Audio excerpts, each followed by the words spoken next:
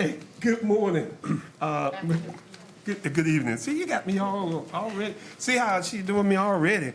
Good afternoon, good evening. Welcome to the Cumberland County Board of Commissioners meeting for Monday, March 18th, 2024. Thanks everybody for coming and being in the room. And we're going to start off with our invocation from our Vice Chair, Tony Stewart, Chairwoman Tony Stewart. Vice Chairwoman. Yes. At this time, I want to call to do the invocation in the pledge on somebody that is very influential in our community. I'm going to call on your favorite TA to come up and do the prayer and pledge. She is a Cumberland County school teacher's assistant, and so whenever I have an opportunity to shine on them, I want to do that. She didn't know. Oh, you just got her. She got to be ready. Okay, be ye ready. That's right. That's right. Just do the prayer and the pledge. Prayer. Ooh, Father God, we thank you for this day. Thank you for this opportunity of being here on tonight. Father God, I ask that you just show up and show out, Father God. Touch each and every person that's in this building on tonight, Father God. Let this meeting go smooth, Father God. Let whatever needs to get done, Father God. We thank you in advance for everything that you're doing in each and every person's life in this building, Father God. And we just want to say we love you, and just let us have a great time and evening in you. It is in your mighty name that we pray. Amen. Amen. I pledge allegiance to the flag of the United States of America and to the republic for which it stands, one nation, under God, indivisible, with liberty and justice for all. Hold on. So now I'm going to make sure. No, I'm going to tell you to call out the name. You didn't say her name. You said teacher's TA. All right, Miss Chisholm. You can find her on So, social media under your child's I wanted her to know everybody to know what your name was. Thank you for that wonderful prayer. Wait a minute, she's coming down and take pictures. See, I taught her right, so she knows how to do it. I wanted to present her this to say thank you for all that you do, for what you do in our community, and we appreciate you and all of the other teachers and teachers assistants. Thank you so much. All right, Thank you.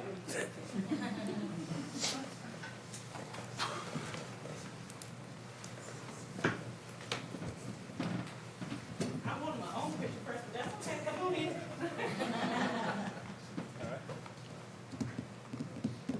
One, two, three. Okay. That was because they were two go around each day.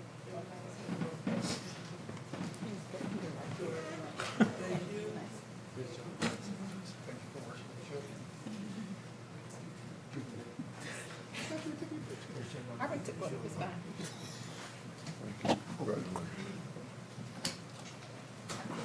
Thank you, Ms. Chisholm. She couldn't get in. The gate, that's it, the message. I came in behind her and I let her in. Okay. Is she on her way up? If we can, we're going to take about a couple of minute break for just a minute, waiting for one of my commissioners to come upstairs. The gate was broke at the back, and so give her a moment or two. So just relax and be at ease. So we'll be back in order now. Thank everybody for your patience on that. I always think it's important that all of my commissioners show up, and especially as we move into our very next item. And I am so glad that we also have our hometown Bronco Queens here while they're here, so they can be able to see this. This is Women's History Month. And so in honor of Women's History Month, we did a proclamation, but we also did a PowerPoint. So we would ask that you all turn your attention to the screens and for the PowerPoint. Thank you.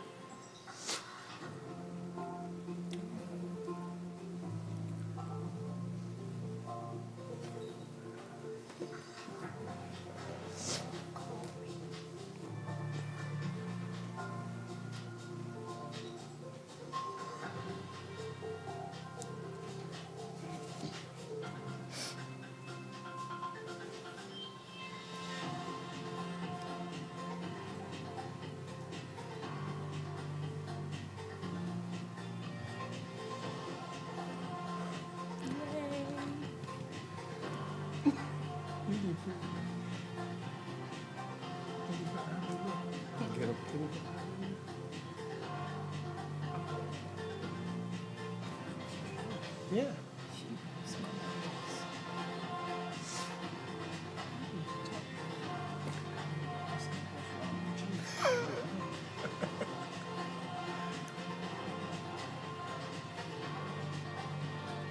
They haven't been running so hard today.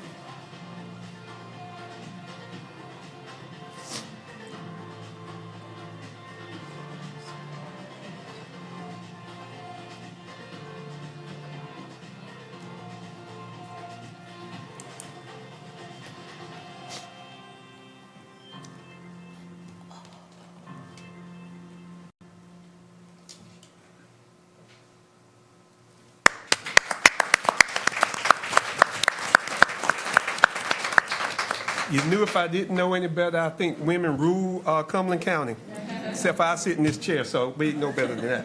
But I will call on Commissioner Council and Commissioner Stewart for if they have a couple of comments on Women History Month. We've got the young ladies in here, and I think it is utmost importance that we take time just to recognize and thank all the women who do a lot of work in this community. You saw it up on the screen. Commissioner Council. Thank you. And I apologize for my key not working, but I couldn't get in. I couldn't either. This is the first year that I can remember the newspaper including us, members of the Board of Commissioners. But it has been an honor and a privilege for me to serve as I started to say the oldest, but Senior. that's true. So I am the oldest member of the Board of Commissioners. It has been my pleasure to be able to get to know so many parts of the county and get to know how business is done. I didn't believe there was so much that I didn't know. And when people come to the Board of Commissioners, they usually find out how complicated it is. But I found that even though I was a little dismayed to be the only woman on the board for several years, the guys accepted me and helped me most of the time when I needed assistance. I found them to be kind, caring, and I've served more years with Jimmy Keith than I have with Marshall. Didn't I? It might You be were about the next. same, yeah. I don't know. I served with your husband 4 years. But I've served a long time and learned a lot. And finally found out how to close my mouth most of the time. I had a comment on everything. But I learned that I could get more done if,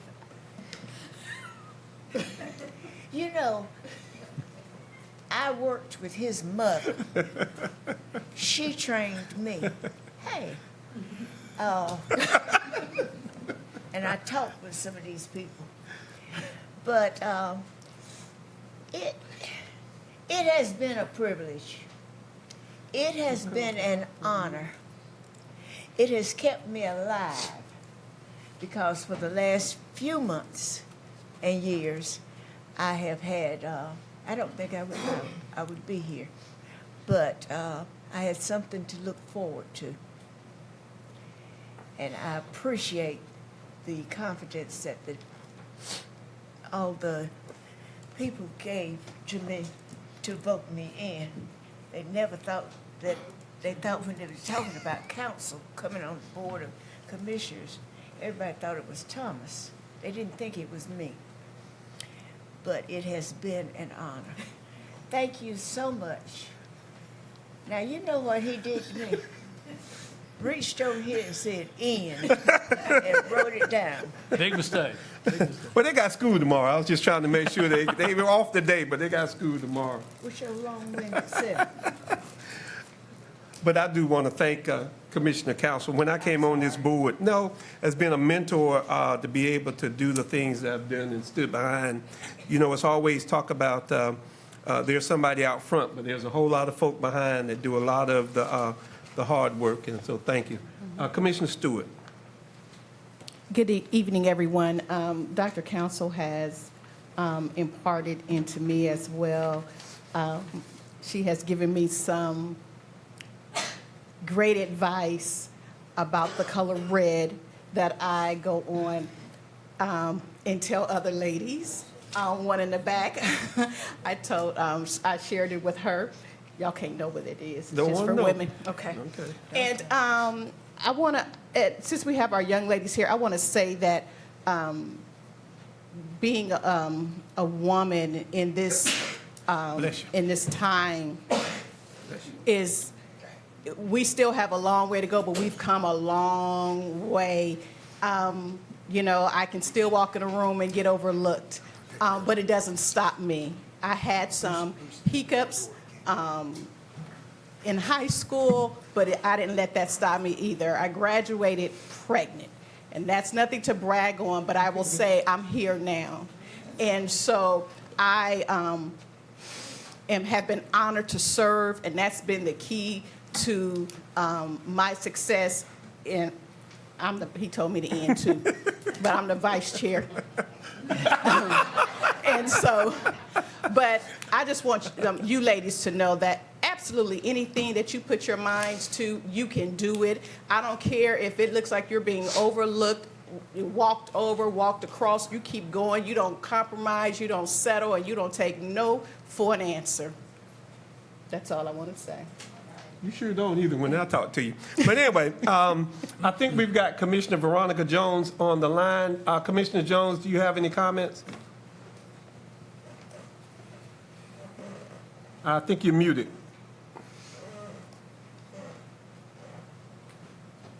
It's okay, we took her time. Commissioner Jones. It's still not working. Okay, if we'll come back when we do that. And I think it was very fitting that we did this today in terms of recognizing women, because today we have some special young ladies in the house, Little Miss Hometown Bronco Queens and preteen. So I'm going to come down and ask them to come on up to the front. Come over here.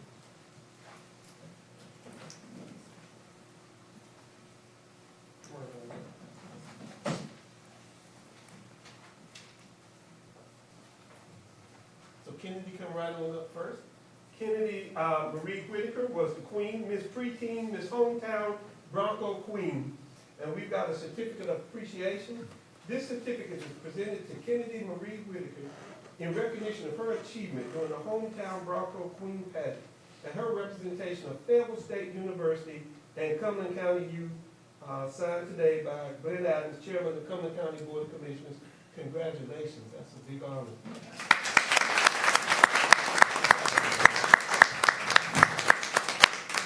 Second runner-up, Ms. Sonia Ross. And she also has a, Kennedy, come back up, we're gonna take a group picture.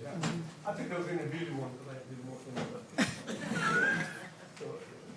Who was second runner-up, and she also has a certificate that reads exactly the same. For coming down here and being with us today.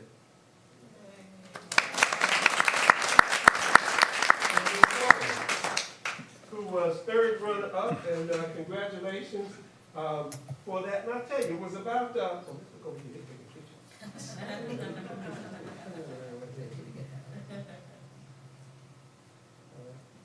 Oh, wait a minute, y'all better come back up here. Come on, stand right up there. Come on.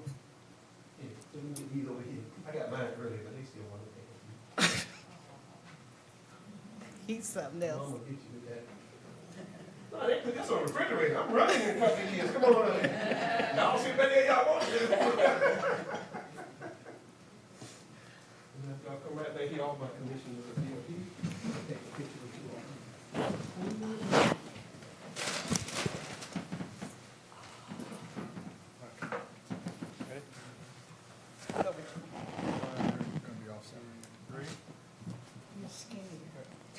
1, 2, 3.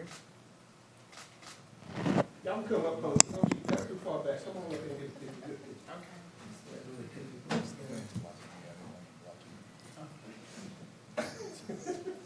I'm taller up here.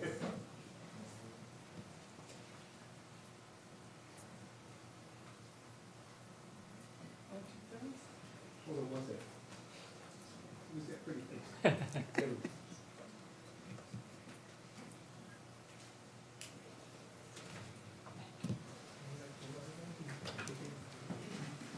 Yeah, both coming in the back door.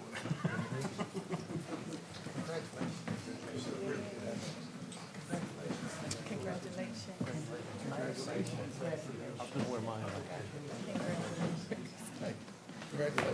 Welcome to the meeting. They locked you out, please?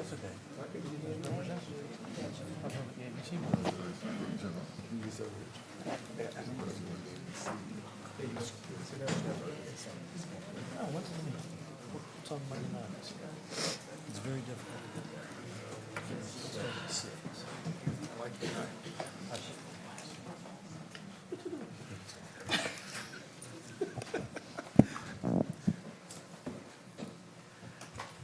Y'all are free to stay, or school is tomorrow. If you, at any time you want to do, well, let me ask you.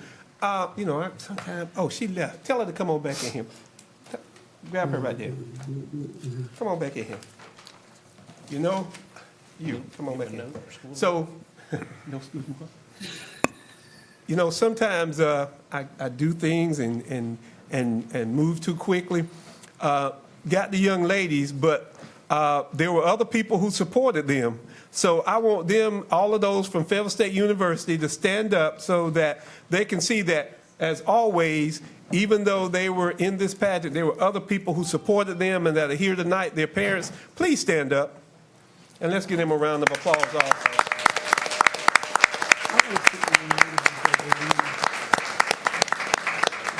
And I see one of my officers from the alumni. If y'all want to say a couple of words, I'll give you the opportunity, whichever one, just one.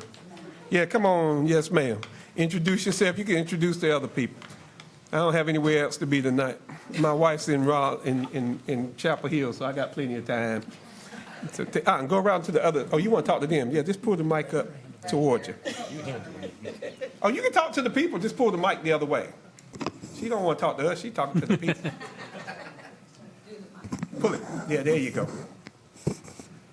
First of all, I would like to thank the county commissioner for allowing us to come and present our queens in their court. And just 1 minute, I would like to tell you what they have done, not only for themselves, but for Fayetteville State. We do a pageant, and for the men in here, young boys are invited to be contestant too, because they are kings. This year, we did not have any, but we had the young ladies. But they give back. How do they give back? They give back through donations.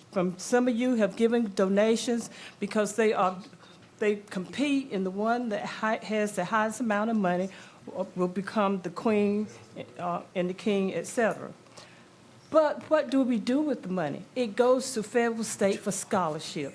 So we thank you so, so much. Every time you support a contestant, you are giving back to Fayetteville State to help someone to achieve their educational goal. So again, I thank the county commissioner. This is about 8 years that we have done this here, and this is about 4 years. Well, the pandemic, we could not come down and present them to the county commissioner. But again, we do appreciate all of you who have given, and in the future, if you hear someone asking for a donation for the Hometown Bronco pageant, please support these young ladies, because they will be our leaders one day.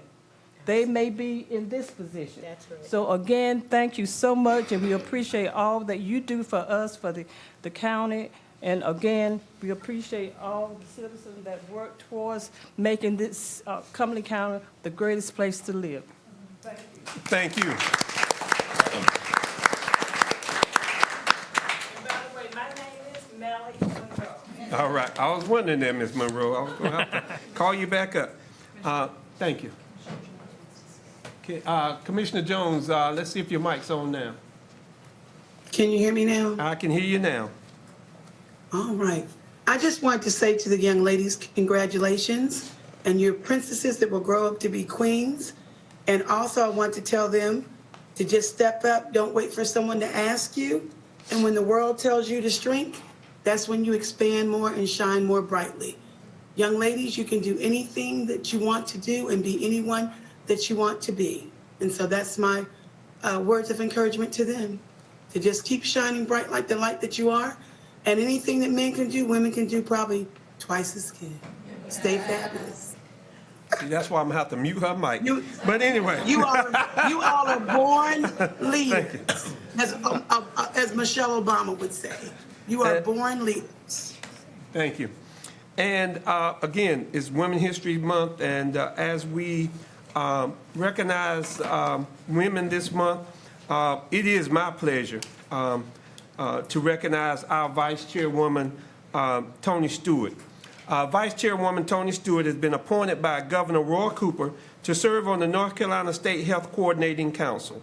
The council is responsible for developing the annual state medical facilities plan, which is approved by the governor and runs from January 1st through December the 31st.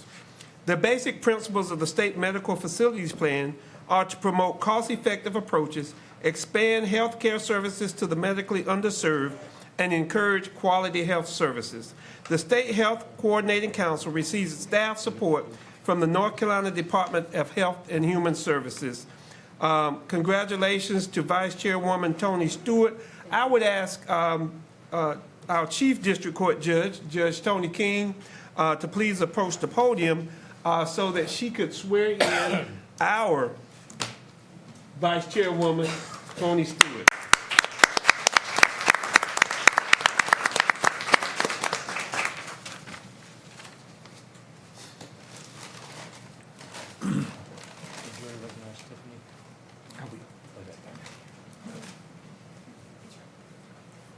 The oath is up underneath the Bible.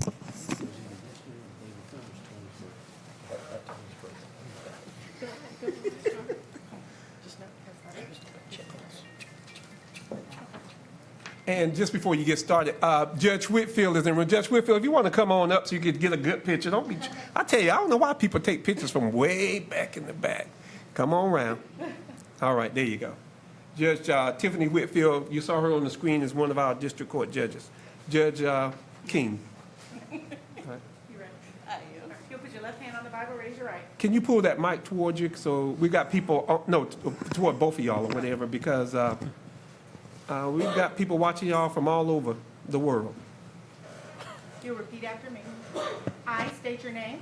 I, Tony Stewart, Do solemnly swear do solemnly swear that I will support that I will support the Constitution the Constitution of the United States. of the United States. I state your name. I, Tony Stewart, Do solemnly swear do solemnly swear that I will be faithful that I will be faithful and bear true allegiance and bear true allegiance to the state of North Carolina to the state of North Carolina and to the constitutional powers and to the constitutional powers and authorities and authorities which are or may be which are or may be established established for the government thereof, for the government thereof, and that I will endeavor and I will endeavor to support, maintain, to support, maintain, and defend and defend the Constitution of said state, the Constitution of said state, not inconsistent with not inconsistent with the Constitution of the United States. the Constitution of the United States.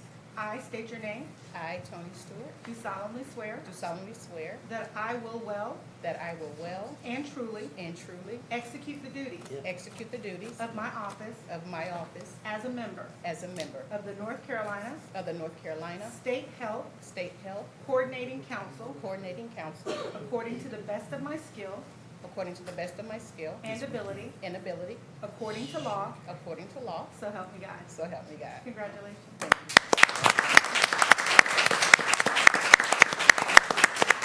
I need to sign this for you. You need a pen? Y'all tearing up stuff down there? Thank you.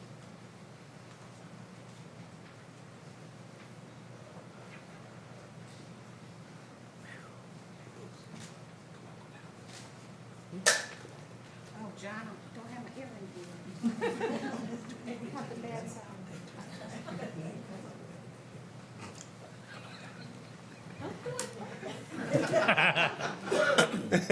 Not yet, John.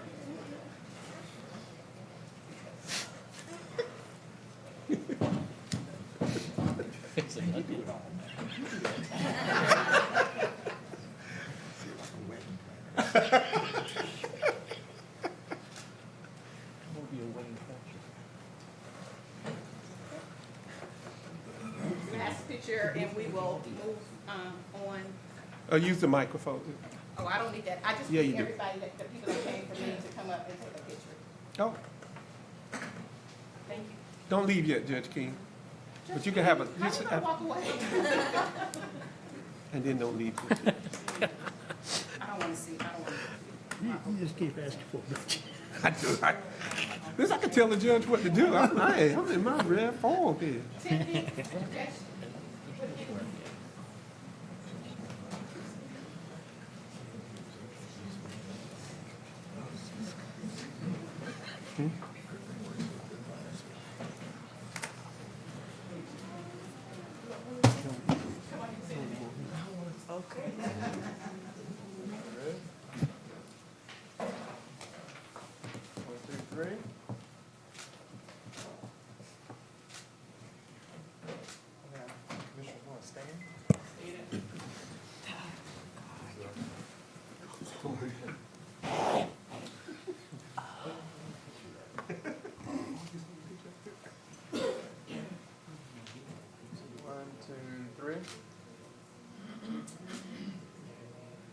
That's it.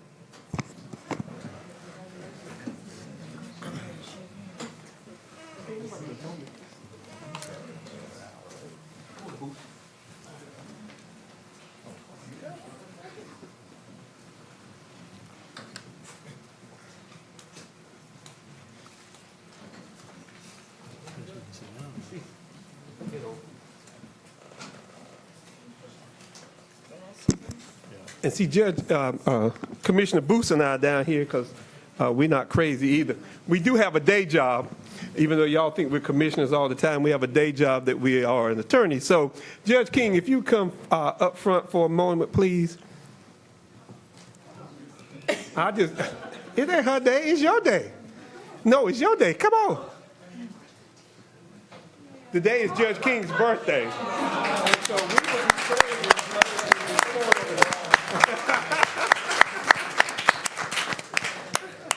Thank you.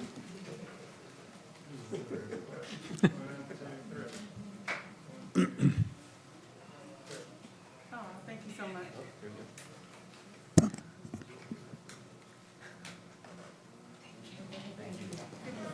Happy birthday. Happy birthday, I Judge. thought they were going to sing happy birthday in the room. I don't know. I don't know who's going to lead it. My church tell me not to sing.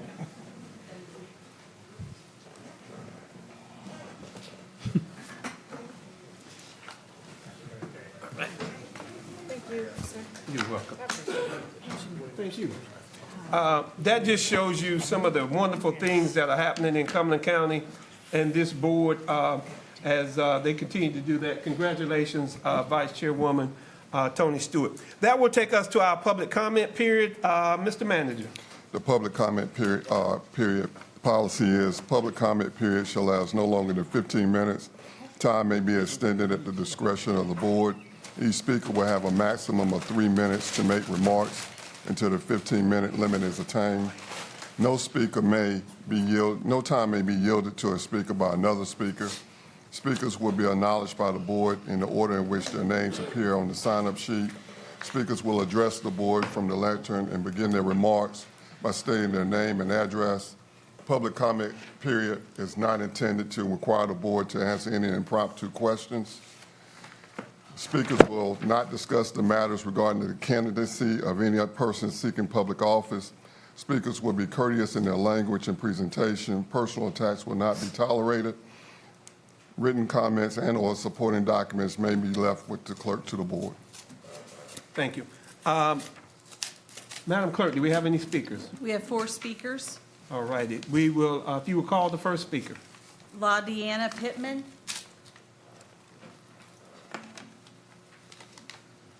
The next speaker? Robert Irvin,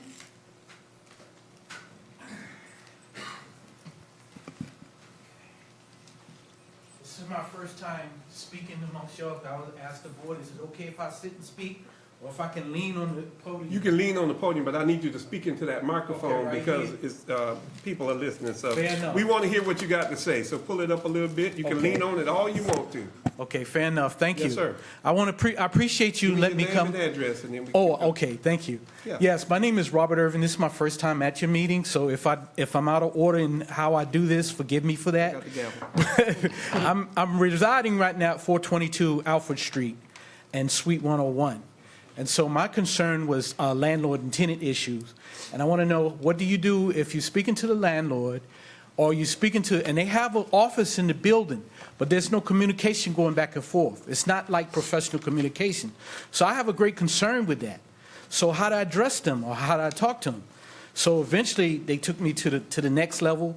I guess next thing I got to go to court and got to clear all that up. So I don't know what else to do. And not everybody wants to be homeless. So that's what I want to bring up. So I had somebody who worked in housing help me to find a place. And now all of a sudden I got to leave the place. That doesn't make much sense to me. So that is my concern. And I don't know if I need to say anything else about that. But like you said, it's only 3 minutes and I didn't want to say a whole lot. But that is my concern. So I don't know who to turn to, who to talk to. I guess approach a lawyer, and I've been trying to find that. Legal aid has not been around to help, so I don't know what else to do. So I guess my next step is to defend myself. So that was my concern about that. I mean, I understand they're doing their job, but I got to do my job also, defend myself also, because I don't want to have a defamation of my character. And I do try to get along with my neighbors.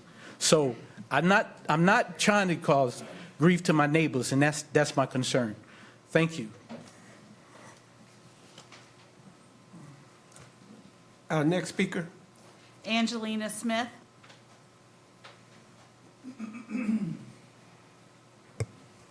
Any other speakers? Kenneth Fox. Mr. Fox.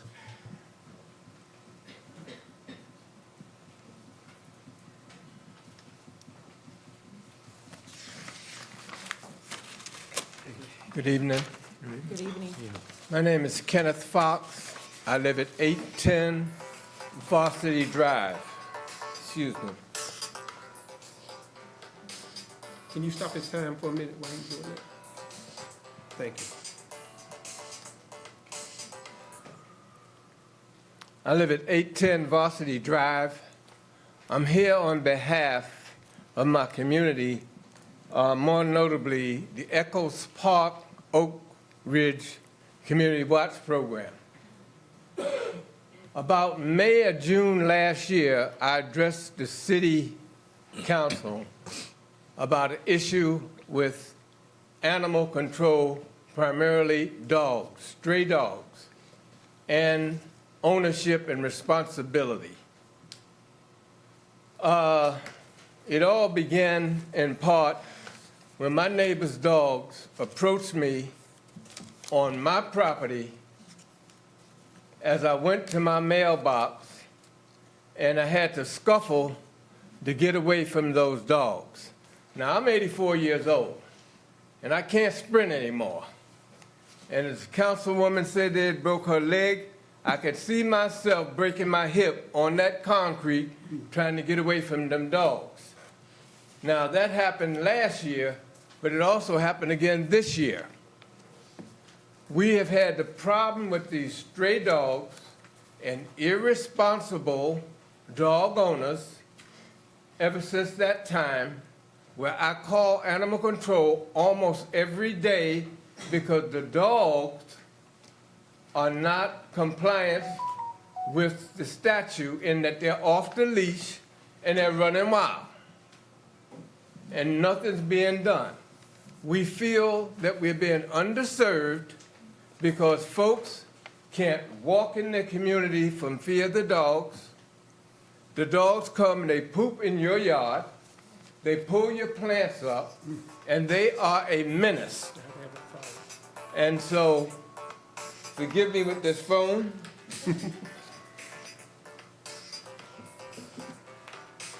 So, I just hope to engage someone to do something about this situation. From our view, nothing's been done. I've got pictures of the dogs. Animal control didn't want to take the pictures. I don't know why not. But I got pictures of the dogs in my yard. But there you have it. Nothing's being done about the same dog. It's right there. And when he takes the notion to come over there and irritate me and do it, he does it. And I asked you, what's animal control doing about it? And I call him every day. Thank you for your audience. Thank you, sir. Thank you. Any other speakers? There are no more speakers. All right, thank you. I will close the public comment period. That will, Chairman, if I can, we don't have to respond to the citizens at this time, but I'd like to respond if that would be a possibility. well, I think that in terms of my looking at the manager and our assistant manager that's over both of those, I think they've got it unless you got something else you want to No, I add. just But want- they're going to talk to those citizens. Okay, I just want to make sure that we would follow up. They're on that. already on it. They, eye contact. So if they both stick around, they got eye contact and they already on it. Thank you. They didn't look at me, though. Well, you're not the chair. But anyway, It's not election year. what was that? No, not yet. Oh, that's where's that bit? All right, that will take us to the approval of the agenda. Mr. Manager, Yes, Chairman Adams, we will have to add a closed session to discuss attorney-client privilege matter. It should be a short closed session, though. and also economic development matter. Okay. We can add that to it. So with those two the addition of the closed session, if I can get approval of the agenda, So moved. Second? it's been moved in second. All those in favor? Unanimous. That will take us to the consent agenda. You've had an opportunity to look at the consent agenda. Are there any items to be removed from the consent agenda? If not, I'll take a motion to approve the consent agenda. So moved. To approve the consent agenda. It's been moved. Can I get a second? Second. It's been moved in second. All those in favor? Unanimous. All right. That will take us to our public hearing, which is case MH 6638-2023, order to demolish or remove a dilapidated structure. I'll call on the county manager. Yes, Rawls Howard, Director of Planning and Inspections, will handle this item, present this item, and answer any questions you have. Good evening, Commissioners. Actually, what I was hoping to do with your permission is I've had a code enforcement officer, or officers, I should say, that have been working this case for quite some time. I didn't want to steal their thunder. They are here, and they have presented a PowerPoint presentation to go over with you, if it's okay That's with you, fine, Mr. Chair. yeah. So I'd like to introduce Mr. Andy Roberts. This will be a good introduction of Mr. Roberts. He's our code enforcement manager that heads a lot of these efforts up. And I'd just also like to recognize Mr. Gilbert Sanchez, who's the code enforcement officer as well, who's been working on this case. But Mr. Roberts will be giving the presentation this evening. Let me go ahead and get it queued up for you.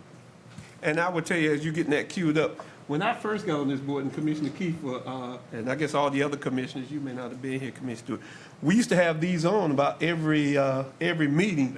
Then all of a sudden, for about 3 or 4 years, they just disappeared. So I'm glad code enforcement is back out there. We get calls from citizens every day talking about, well, that plus the litter part. We deal with the litter on another day, but on the code enforcement. So welcome and thank you, and thank you for the job you all are doing. Again, Ross, just reiterate what Ross said. My name's Andy Roberts. I'm the new code enforcement manager. I replaced Scott Walters a few months ago, so if you were familiar with Scott, I took over his role. What we have to present to you this evening is it is a minimum housing case that we've been working on for some time. Long before the dates that you'll see. We've revisited this one several times. At any rate, the location is 3376 King Charles. You may be familiar with that area. It's just off of Camden Road. If you're headed towards Hope Mills and the new divided highway there, it's just to the right there, just before you get down to the Crystal Springs area. So, just a brief timeline. You can see we originally inspected this property some time ago, but for this particular version, we inspected it on 7/21/22. And then you can see as you work down our required notifications and legal postings and that sort of thing. Our notice of hearing went out to the required parties, and then we followed the process through on down. And I've got some photographs I can kind of show you, but we started roughly on 7/21, and then on 7/23, or 7/20/23, the property was re-inspected and had not been resolved. So. That was a year. That took a whole year. Woo, that was a long time. It's a lot of things went into that, but yes, sir, that is a long process. Property owners, this house is vacant. It is unsecure, and it has been this way since the owner, the last occupant, is deceased. So it has just fallen in disrepair after that. Again, 3376 King Charles Road. You see our parcel ID there. Just a little overview there. You can see it right on the corner, a very visible lot. 3376 again, right on the corner of King Charles and Camden Road. This is the structure itself from the front side. This side faces King Charles. You can see, I know there's a bit of a shadow there, but the door is standing wide open.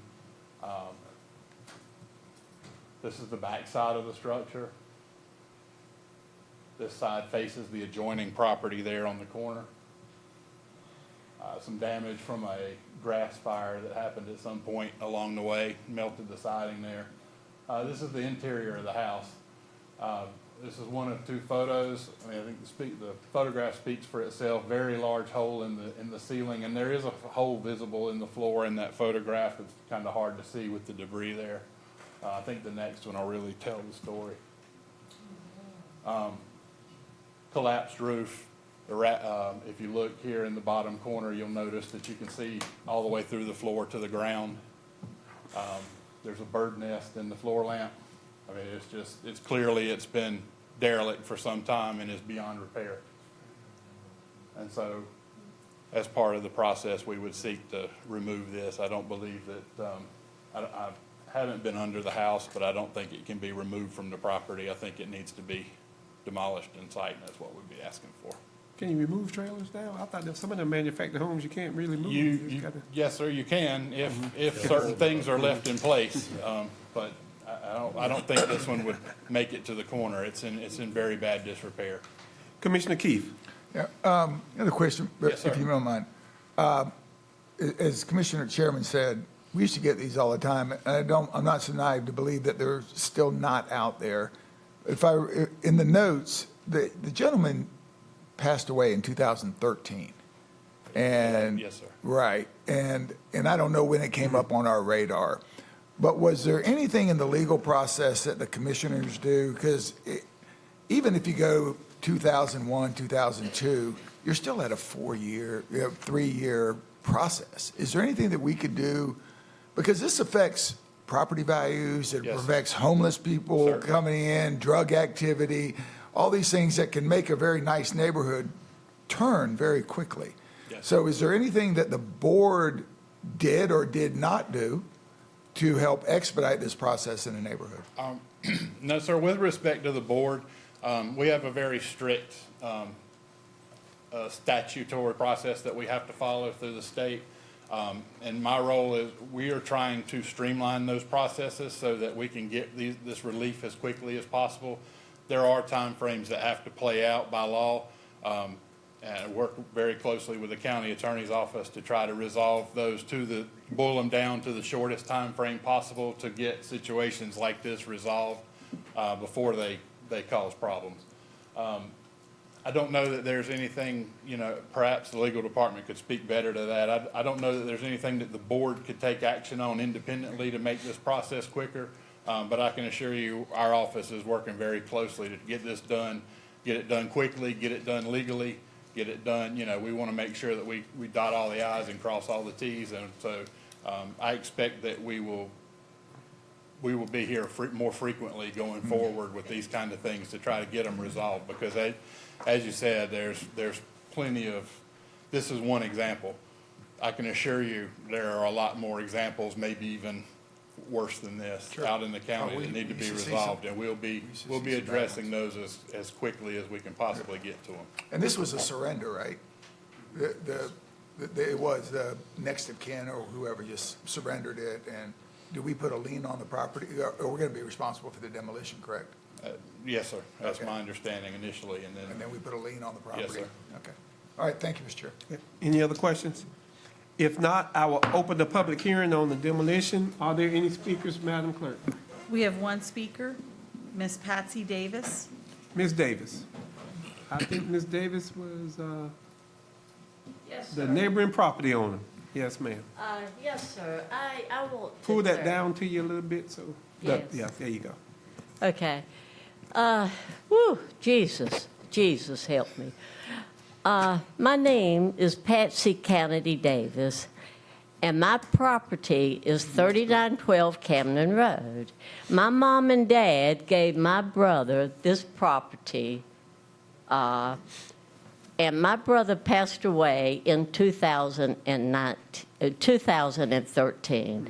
I have been working since 2013 to get this property condemned and done away with it. When my brother passed away, Joseph Lee Kennedy, in 2013, there was tarps over the roof, cinder blocks over the roof, and you guys, ladies, gentlemen, you need to make a visit out there. A field trip is what you need to see this.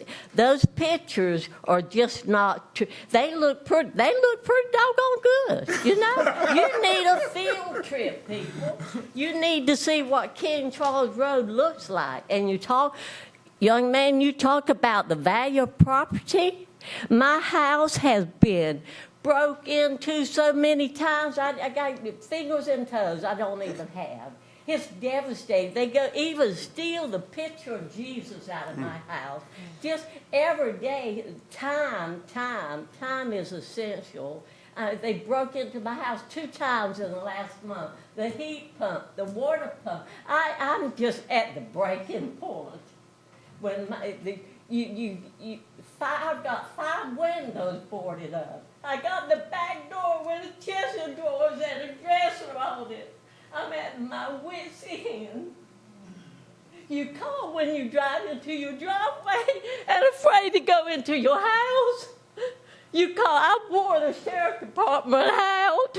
I wore code enforcement out. I wore Sergeant Dallas out. He came to my aid so many times. And Gilbert, Andy, all of them, I've heard so many times, and I'm sorry, bear with me. No house or trailer has been demolished since 2017.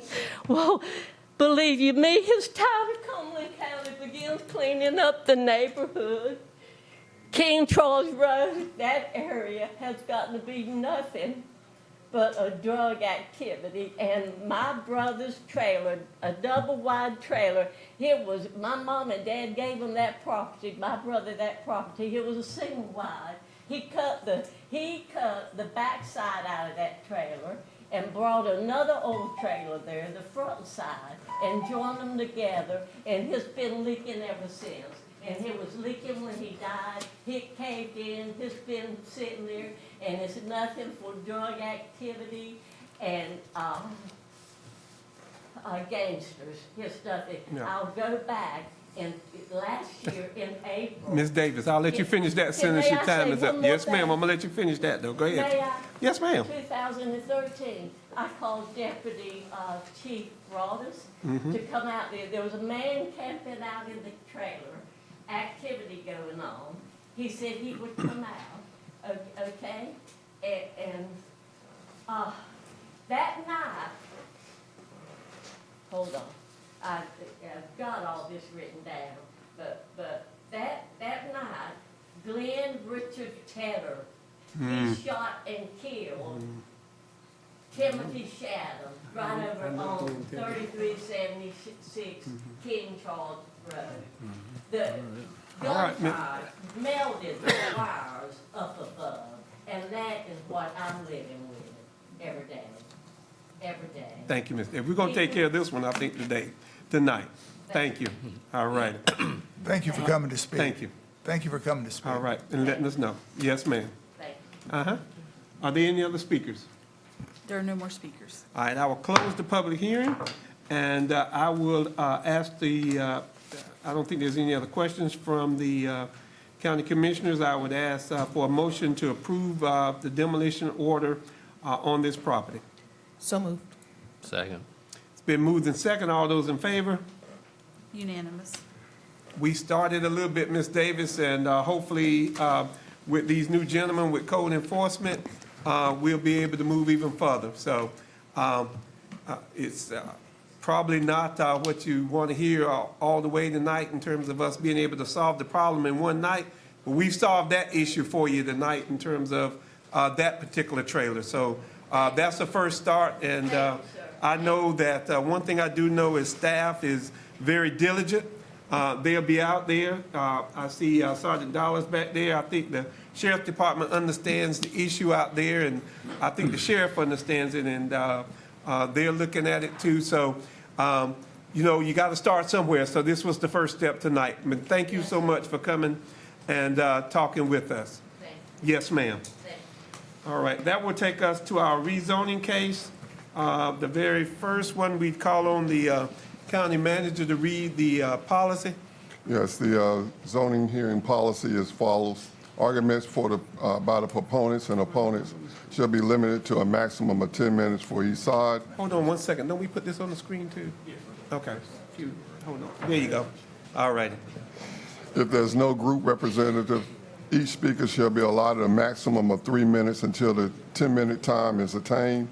Rebuttals will only be permitted at the discretion of the chairman with a maximum of 1 3-minute presentation by each side. We have 4 zoning cases today, and Ross Howard, Director of Planning and Inspection, will present all and answer any questions you may have. All right, this is zoning case 230035. Thank you very much, Mr. Chairman, and thank you very much, Mr. Manager. Before I get started, I'd like to also acknowledge that we do have a member of the Planning Board President, Mr. Stan Kruppler, who's our Eastover rep. Stan, way back in the back. He usually over here to my left. Can't be moving around on me, Stan. I can't see that now. I'm not as... So I just want to make sure that I acknowledge him. So thank you very much. This is case ZON 230035. You can see by the highlighted star on the location map where this case is located, pretty much in the east central part of the county in the Bethany area.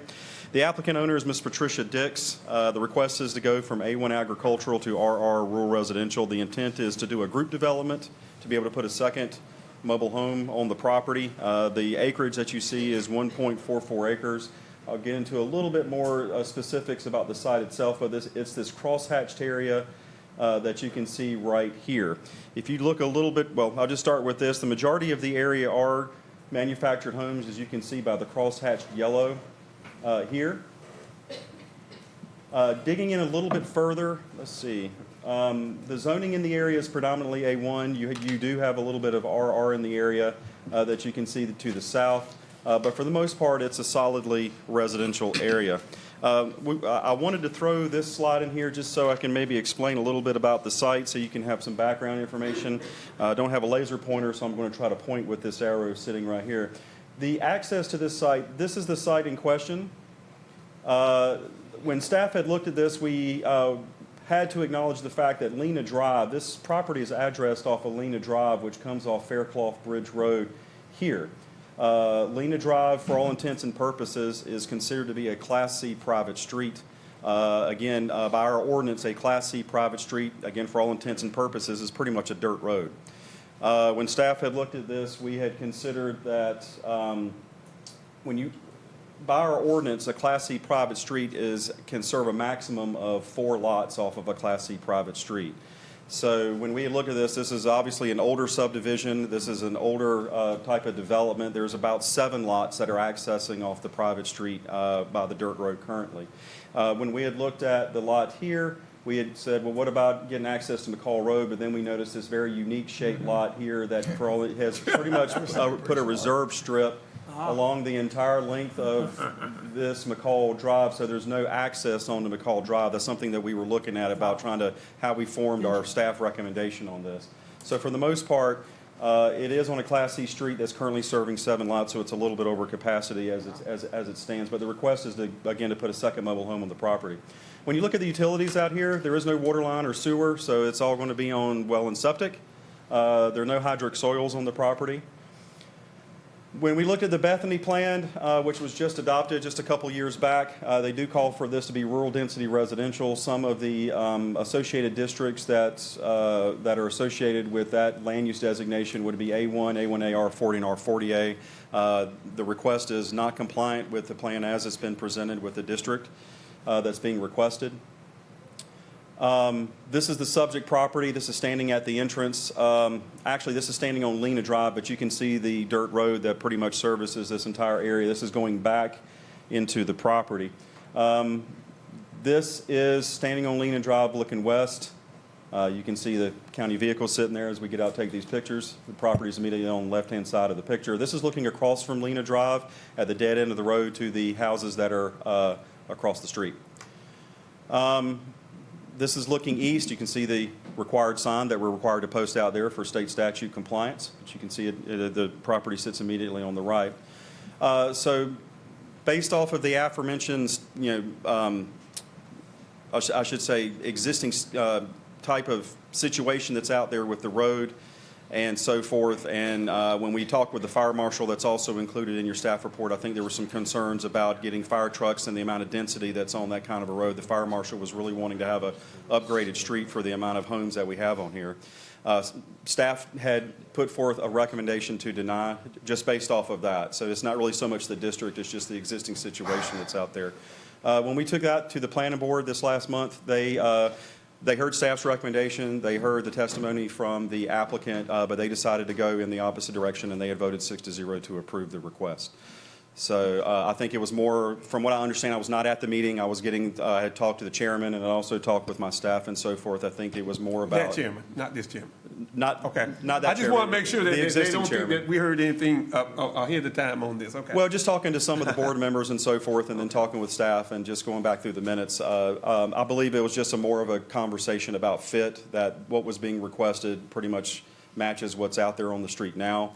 So I believe that's pretty much the summation of why they went the direction they did. So if there are any questions, I'll try to answer what I can. Commissioner Keefe.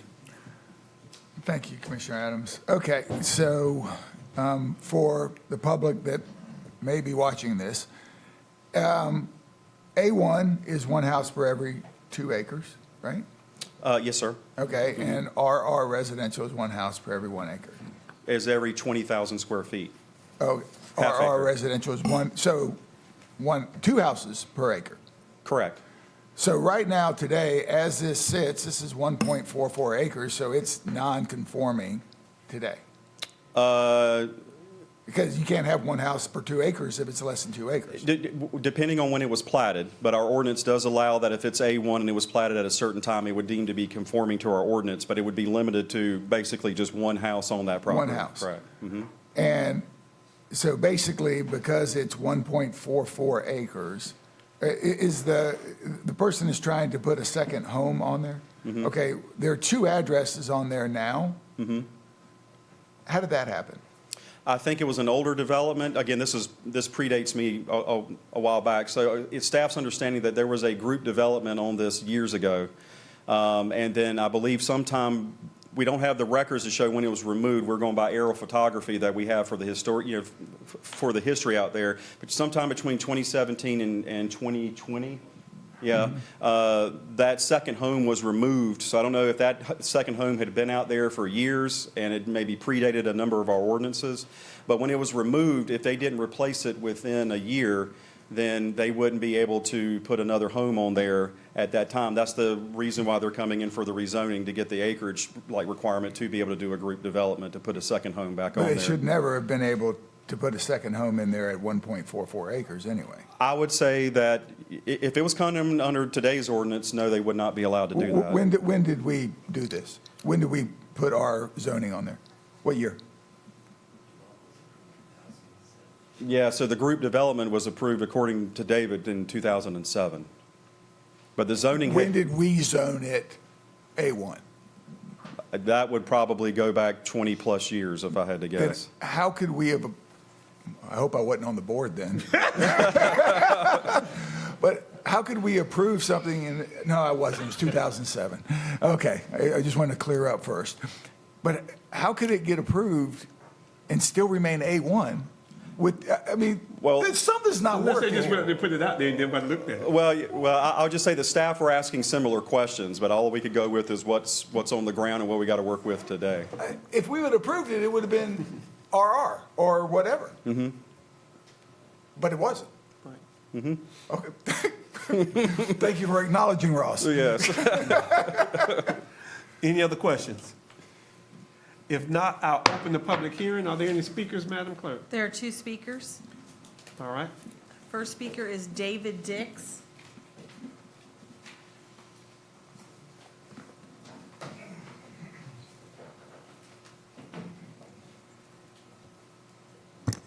My name is David Dix, 6532 Alena Drive, Stedman, North Carolina.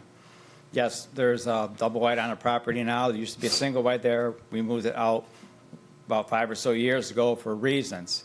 And now we would like to put another one back in there so our daughter could come and move closer to us, you know, in a better area.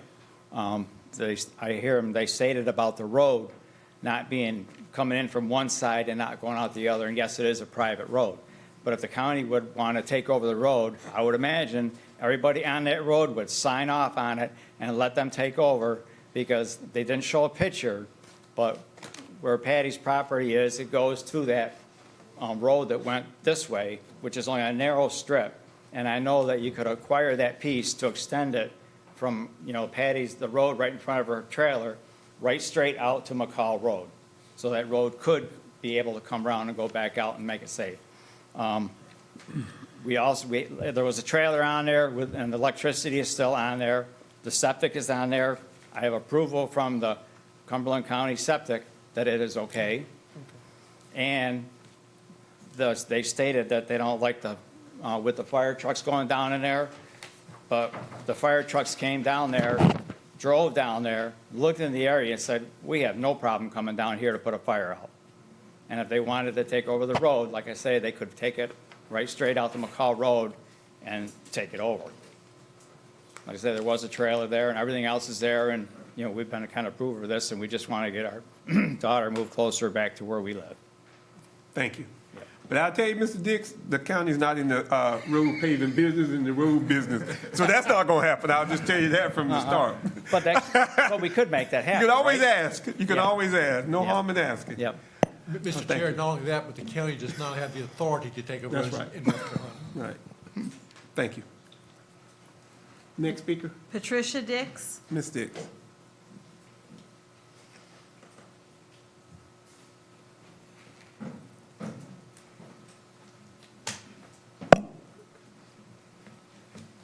My name's Patricia Dix. I live at 6532 Lynna Drive. We just want our daughter to move closer to us. We had that trailer there before. I have 1.44 acres. I never had a problem before. I had my double wide and a single wide there. I had it moved off several years ago. I don't remember which year it was, maybe 5 years ago. All we want to do is put another trailer there. Everything, we got the septic approved, we got the fire truck came down the road, turned around, we got that approval. We've done everything that they wanted us to do. Now, we just have to do and there's RRs on our road. There's RRs on the road, on Lynna Drive. So I don't see what the big hassle is. And as for paving the road, I can't see that happening. I'll drive down there on the dirt road all the time. But, I mean, I don't know what else to say other than we just want our daughter out there. Thank you. Are there any other speakers? There are no more speakers. I'll close the public hearing. I would tell you that if I could move my daughter next to me, I'd probably do it too. Commissioner Booth. Yeah, when you send out the notice to, the circumference folks and everything, did you get any responses back? No, sir, we didn't. Did you ever have an on-site visit out there? We go out there with our land use team that you see out there to take the photographs and everything. Anybody come running up to you and say, let it happen, or stay away? No, we didn't get anything like that, not that I'm aware of, no, sir. Do y'all know your neighbors? Yes. Have any of them said, what are y'all doing, you crazy? No? Okay. Thank you. Thanks, sir.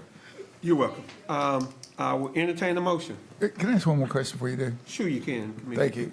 So, Rawls. Yes, sir. You guys, this is more of your reason for, tell me again your reason for denial.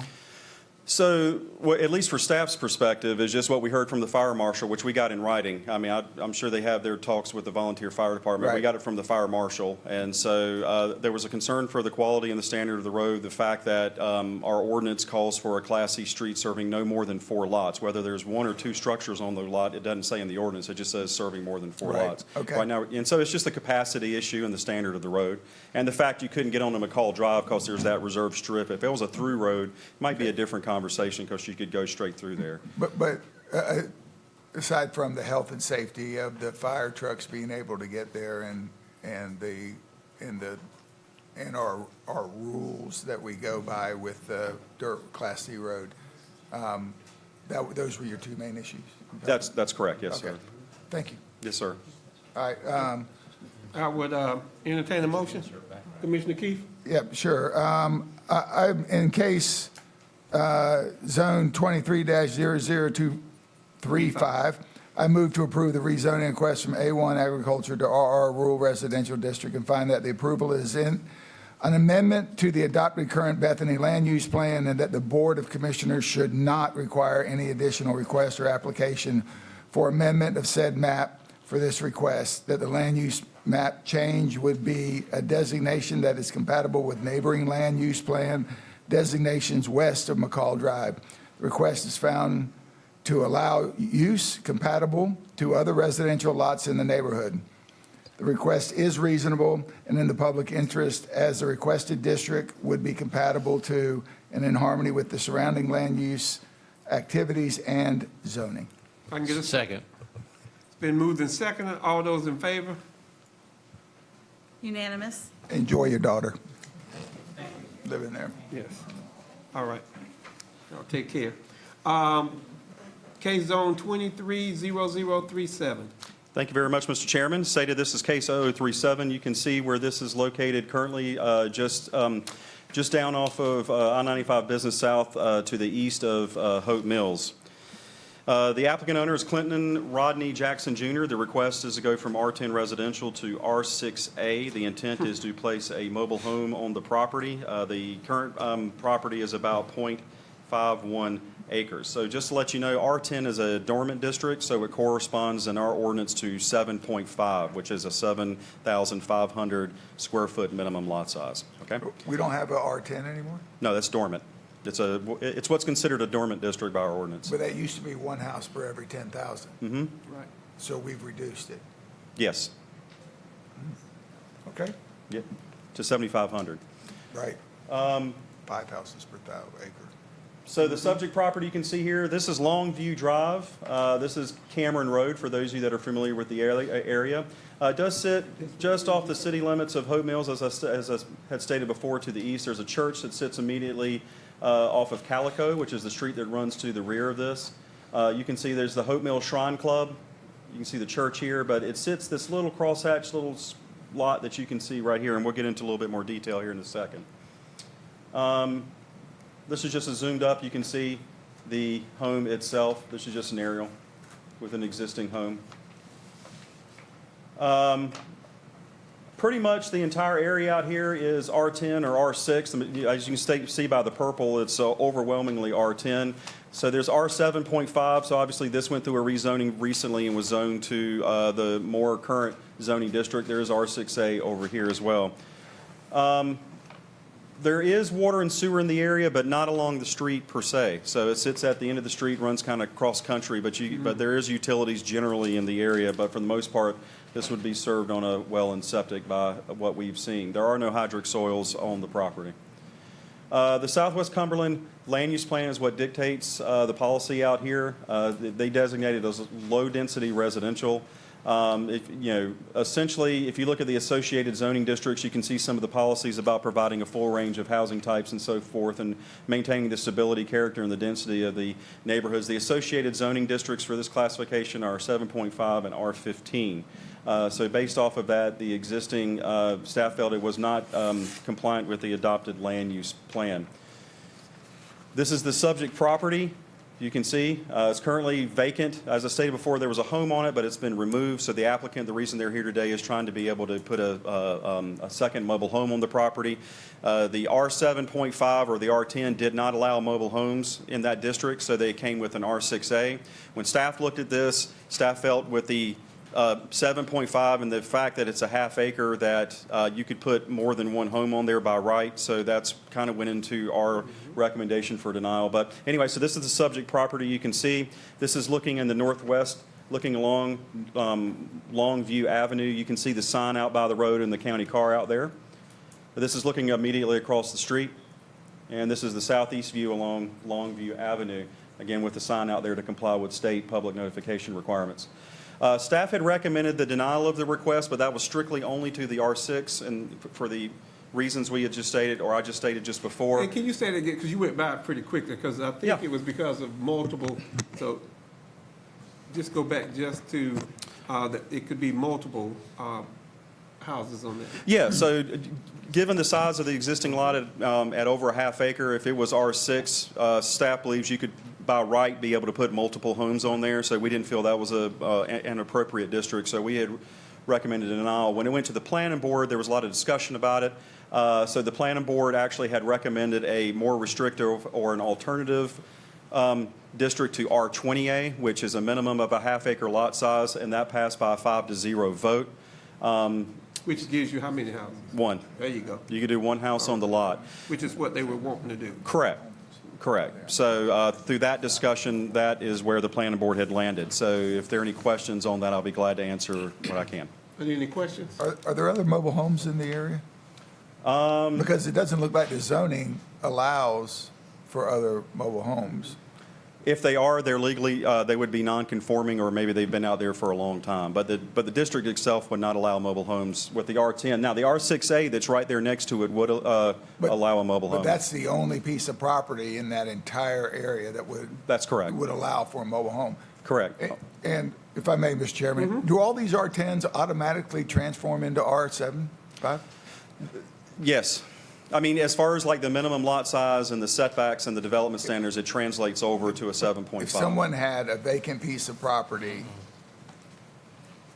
would the R10, is it now R7.5? For all intents and purposes, yes, sir. That sounds like you got an out for all intents and purposes. No, I don't have an out, but basically, if you look in the ordinance, it says that, that this is dormant and it corresponds to the 7.5 district. So it would be held to the standard of a 7.5 or 7.5. So if somebody had a large tract of land, they could now put more houses on it now without even really having to come back and see us. Yes. Okay, all right. Yes, sir, they could do that. I just want to know what the rules were. Yes, sir. Thank you. Any other questions? If not, I'll open the public hearing. Are there any speakers? We have one speaker, Clinton Jackson. Mr. Jackson. And just while he's coming up, I will point out that if the board wanted to vote with the planning board, we did, since it's an alternative, we don't get a whole lot of those, but the motion is set up that way in case that's the way you want to go. Jackson, I'm on the property you're talking about. I live at 438 Longview Avenue. I'm putting that home to live in. I'm not putting it to rent, and it will not be jumped. And that's what I'm doing. That's the reason I'm doing it. I don't know what else to tell you. I mean, I don't say. But I appreciate y'all passing it, but I'm going to live in. I'm not going to rent anybody. Well, and I think in terms of, and I'll just ask you, Mr. Jackson, since you're standing there, is what the planning board recommended, which was the R20A, would allow you to do that as opposed to the R6A. Yes. Is that, just asking you, would that satisfy? Because you just want to put a house there. That's all, yes, sir. Okay. That satisfies me. Are you okay if it's not a mobile home, or are you trying to put a mobile home there? Mobile home, double wide, yes, sir. Okay, you can't do that on R20. Right. You can't do that with the R28. or you can only do that with R6A, and there's only 2 lots in that whole area that allow for R6A. So if that's the non-negotiable, please let us know. Pull your mic. Commissioner Keith, the A after R20, it does allow A. mobile homes. It's R20A. It's R28. I stand corrected. Yeah. I'm sorry, sir. And Mr. Crumpler was jumping up back there. All right, I got you. It's R28, Okay, okay. not R20, it's the R28. Okay. All right. Thank you, sir. All right, are there any other speakers? There are no more speakers. If not, I'll close the public hearing, and if the board was so inclined to do the R20A, which allows that mobile home, just that one mobile home on there, I'll entertain the motion there, or if it's the desire to deny. So I'll take a motion. I'll do it. In case ZON-23-0037, I move. Excuse me, Yeah, I got go it ahead, read wrong. it, just like it is. I'm- It'll give you- To deny the I rezon. move to deny the rezon, my bad. Okay. I move to deny the rezon request from R10 residential district to R6A residential district and to approve an alternative rezoning to R20A residential district and find that, 1, approval is an amendment to the adopted current Southwest Cumberland land use plan, and the Board of Commissioners should not require any additional request or application for amendment to said map for this request. 2, the request will allow for a single home to be placed on the property. And 3, the proposed use would not have a negative impact on the surrounding properties or uses.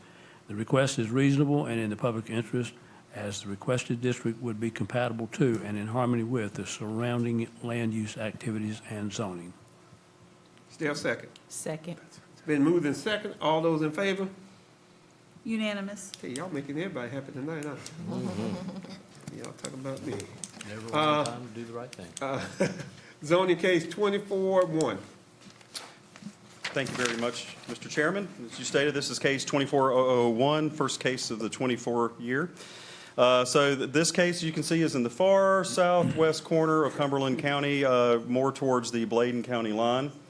The applicant owner is Harrell Builders of NC LLC. The agent is Nicholas Sean Harrell. The request is to go from R40A to R30 residential. The intent is to build 2 stick-built homes on the property. The acreage is about just a little over 1.5 acres. Some of y'all might recognize this case. We had probably about 3 or 4 months ago, the one right across the street that's now R20 on Rufus Johnson was just rezoned, and so this is coming in pretty much after that.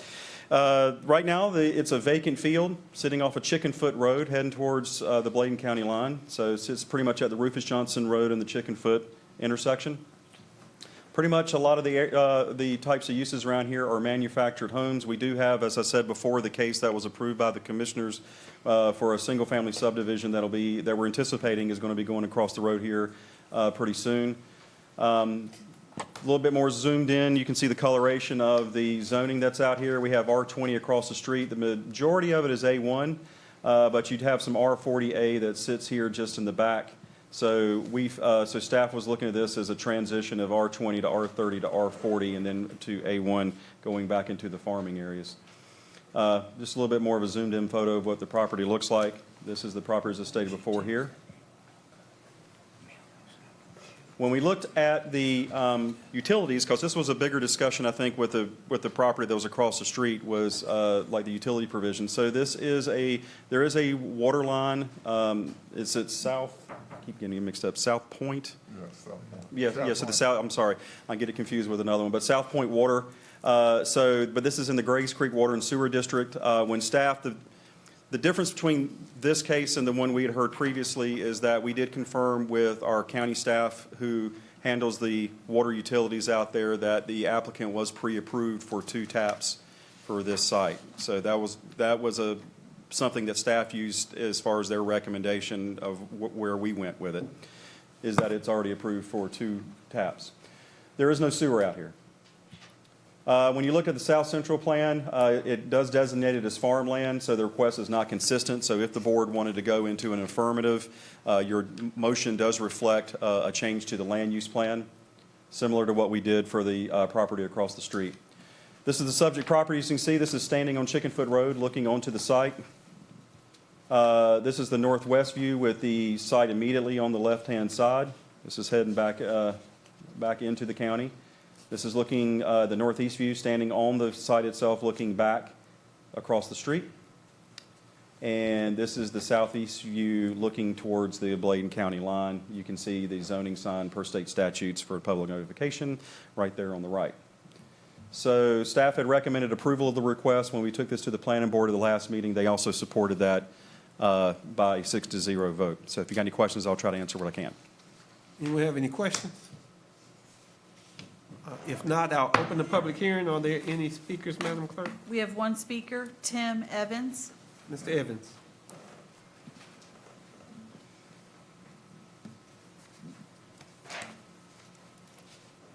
Good evening, County Commissioners and staff. My name is Tim Evans, 4239 Cameron Road, Longleaf Properties.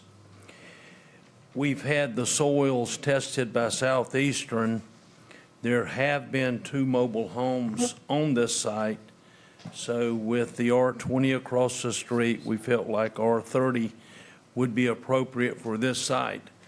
I personally knocked on 10 doors, and everybody was thumbs up with what we're going to do there. And for the commissioners, we are currently building on the edge of Bladen County with a lot of success. The water taps are there, have been there. My client is paying a monthly bill to the county now for the 2 water taps. These will be 2 stick-built homes in the range of $350,000 per home, and the area has been supporting that very well. We have also built on Rufus Johnson Road, and that has gone well. Thank you. Are there any other speakers? There are no more speakers. I'll close the public hearing. Are there any questions? If not, I'll take a motion. In zoning case 240001, I move to approve the rezoning request from R40A Residential District to R30 Residential District and find that approval is an amendment to the adopted current South Central Land Use Plan, and that the Board of Commissioners should not require any additional requests or application for amendments to said map for this request. The zoning request is consistent with recent and area trends for zoning amendments and creates a density transition for more dense zoning to the east of Chickenfoot Road and less dense zoning to the west of the property. And there is an existing water line available to the site to support more intense development of the property. The request is reasonable and in the public interest, as the request district would be compatible to and in harmony with the surrounding land use activities and zoning. Is there a second? Second. Been moved in second. All those in favor? Unanimous. All right. That will take us to case 24-2. Thank you very much, Mr. Chairman. The final case for tonight is case 24002. As you can see, this is more centrally located in the county. This is actually out by the Coliseum and the portions that are around the Coliseum that the county has jurisdiction over.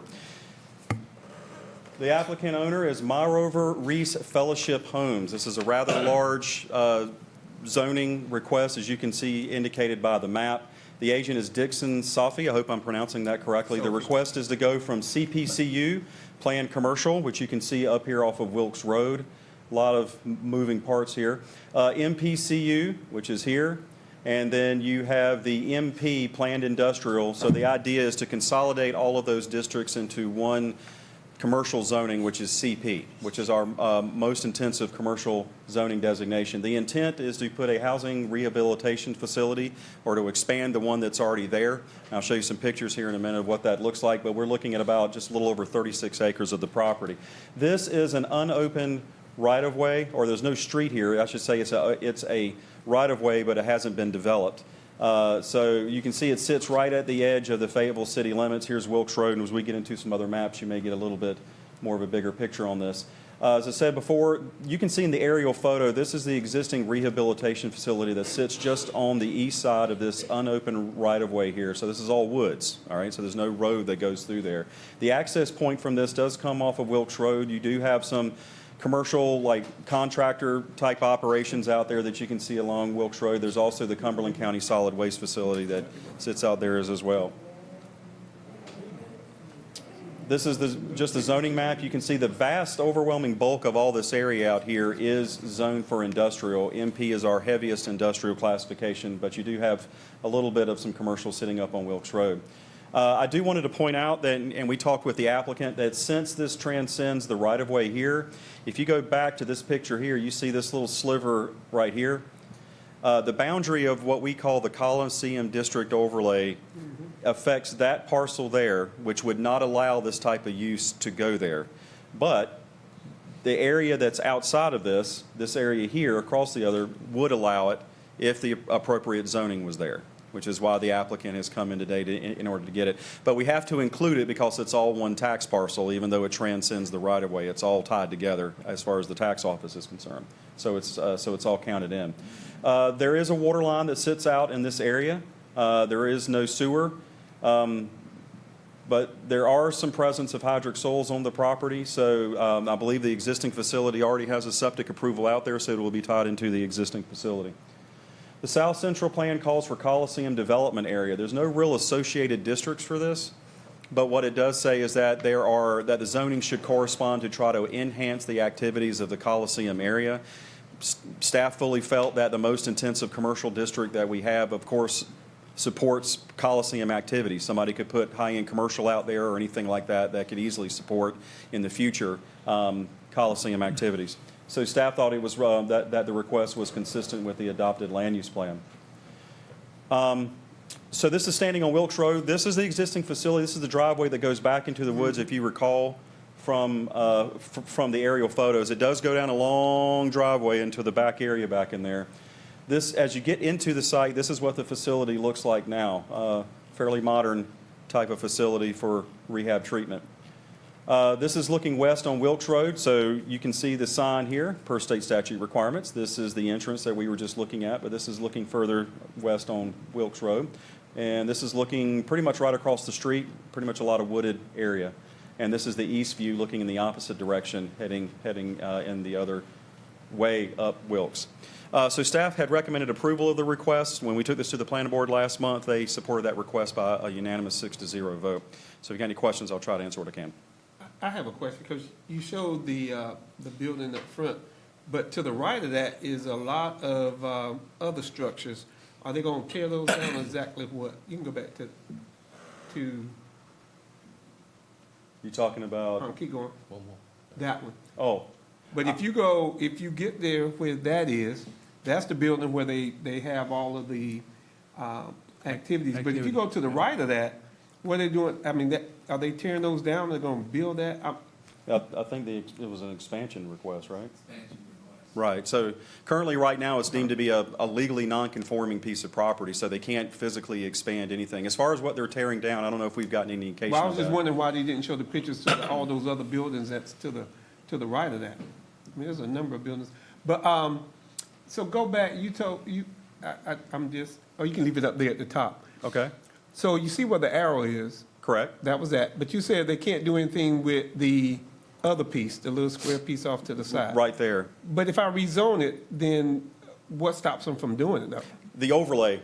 So like there's an overlay that sits over top of the zoning that controls, it's an extra layer of land use understand that. restriction that would be over But top in this of that. motion, it doesn't even talk about the overlay district and not being able to do that. I mean, So the overlay You can- trumps us changing the districting. The overlay restriction from that trumps, piece. or, yeah, that piece. Yeah, for that little portion it would, but So if we change it, it's still, we're not changing that across No, there no, for you're not. use, just for labeling. No, you're not, no, sir. It's one tax parcel though, which is what I don't understand. That's why I'm trying to get to the attorney. The zoning that they are recommending is appropriate in the overlay district, just not this use. So you would have the same zoning, but the segment that's past the unopened right-of-way would not support this particular use. It would still support other uses that are in this zoning, but not this use. So, I mean, I understand that. So I'm just trying to figure out whether the motion is to rezone it, and then that piece is subject to the overlay. whatever's out there is subject to the overlay district, Right. which is what needs to be in the motion, which is not in the motion. It's not in this it talks about a Coliseum, calls for Coliseum development area, but it doesn't say that, that piece is subject to, I'm just wanting to put it in the motion Well, or whatever. The zoning will be the same for the entire parcel. Right, It's one uh-huh. parcel. Right. They That could, piece- put other uses I in understand. the. Subject to the Coliseum overlay. Well, I don't think there's not a problem putting that in the motion. Right, that's what I'm just There's saying. no problem. If you put that in the motion, subject to, I mean, because otherwise it's not there, and Right. when we all gone, just like Rawls is looking way back, of when, and nobody can tell you, because ain't nobody here, it's nobody here, ain't nobody. But it's, No one's here. I'm just trying to make sure that we create this thing such that whoever follows us won't have to sit here and try to guess what we were trying to do by that little piece of property. That's all I'm saying. and this also demonstrates some issues with the unopened right-of-way, because apparently that was used as the boundary for the overlay district, but you got probably some other parcels in there that don't really have access that could support this kind of thing. So that's, we might need to look at that further. All right, any other questions? That was just my question.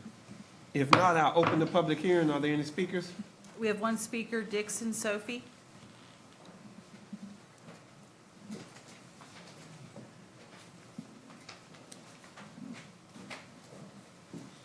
Good evening, Dixon Sophie, 1118 Longleaf Drive.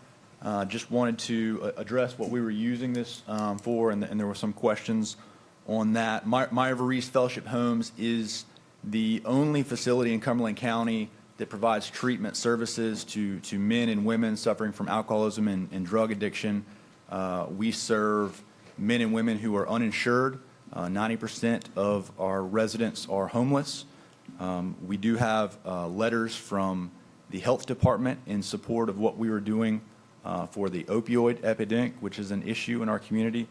We have a letter from the Cumberland County Community Development for what we were doing to address homelessness in our community. So our facility is addressing a lot of, I know, needs that are important for the commissioners, and do have some letters to support that.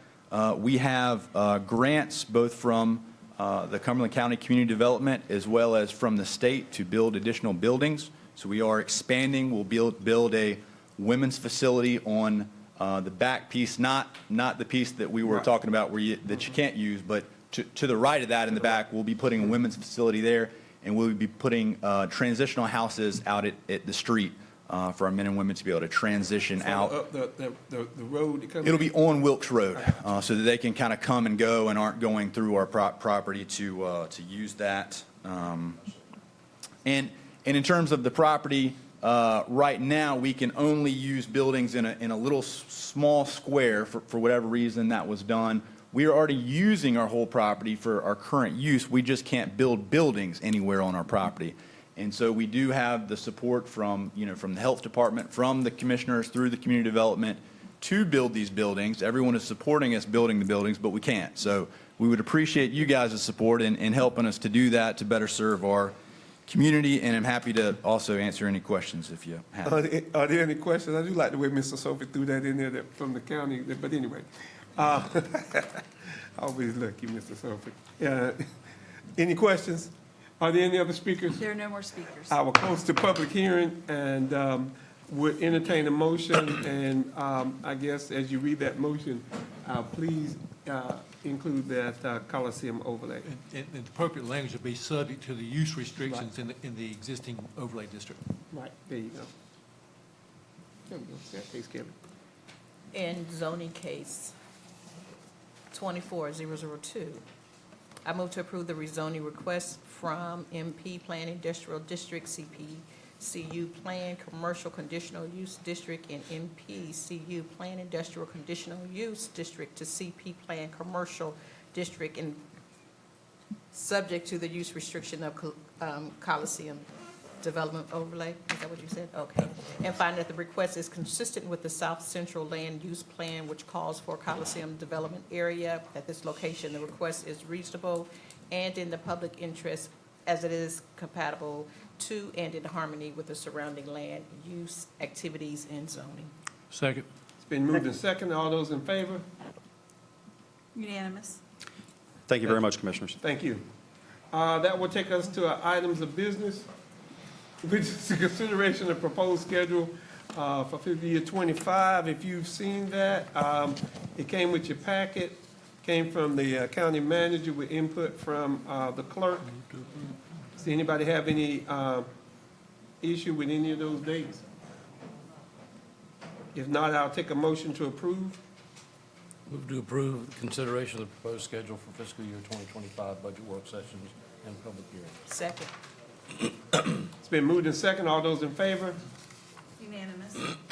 That will take us to the second item of business, which is consideration of a resolution from Community Development.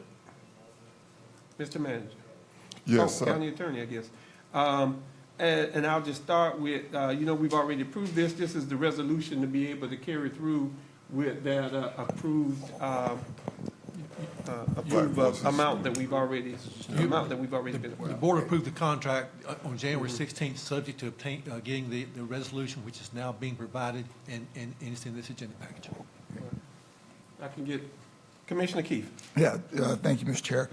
There's a couple things on this. I'm going to be supporting this project, but in order to be good stewards, we have put a sunset on this, correct? There is a sunset that the contract automatically ends at the end of this year and extended for only 6 months.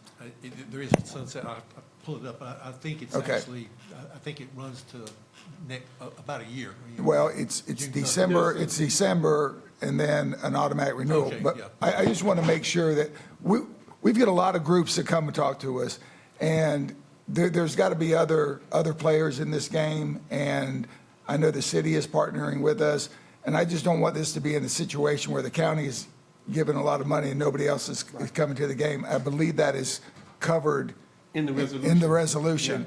So, to the attorney, what is the trigger for the foundation, the Community Development Foundation, which is a separate, not to be confused with any county community development, separate foundation?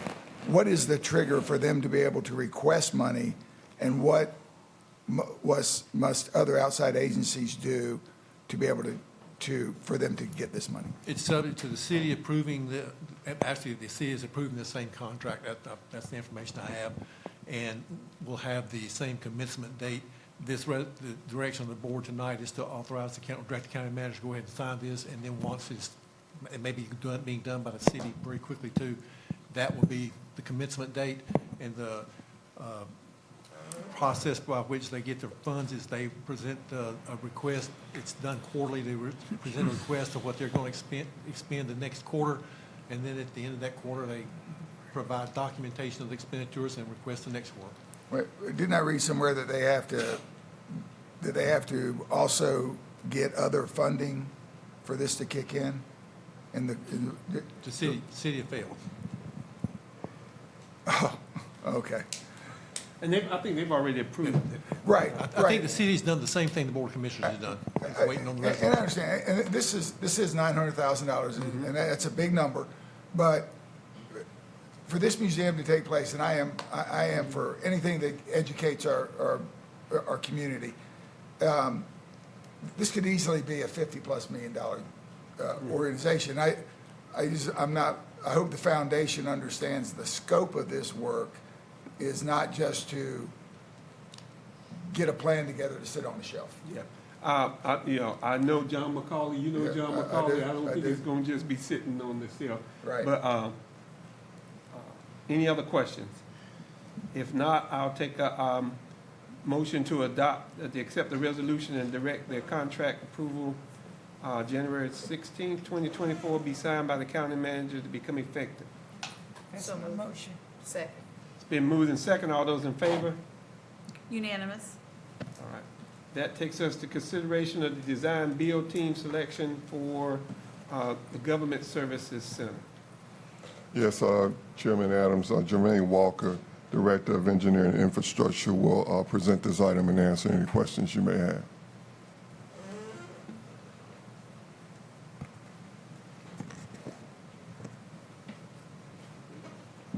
Go right ahead. Good evening, Mr. Chairman, Board of County Commissioners. What we have before you this evening is a recommendation for the selection of the design-build team for the Government Services Center parking deck. We started the solicitation process in November of '23 for design-build team. The solicitation ended on December 11th. 7 submissions were received, and through the evaluation process, 4 firms were shortlisted. Those shortlisted firms went through a rubric process out of a possible 200 points, with Samet Creech joint venture being the recommended design build with a score of 179.25 out of 200 points. And what we're asking for is for the board to accept this recommendation and grant staff permission to move forward to negotiate a contract, which will be presented to the board at a future meeting. All right. And this is one that I guess and I'll come to you, Commissioner Booth, that I had some concerns with. Told y'all I read that around no times. Where's my assistant manager over there? And I got my manager here, who both been up in Guilford. They had some issues with the jail that they were building up there. They actually ended up, I think, moving on from Samet Creech, and I just wanted to mention that at that, and I think, manager, did you kind of inquire or at least put my mind at ease? Yes, I inquired with some staff members at Guilford County and some others.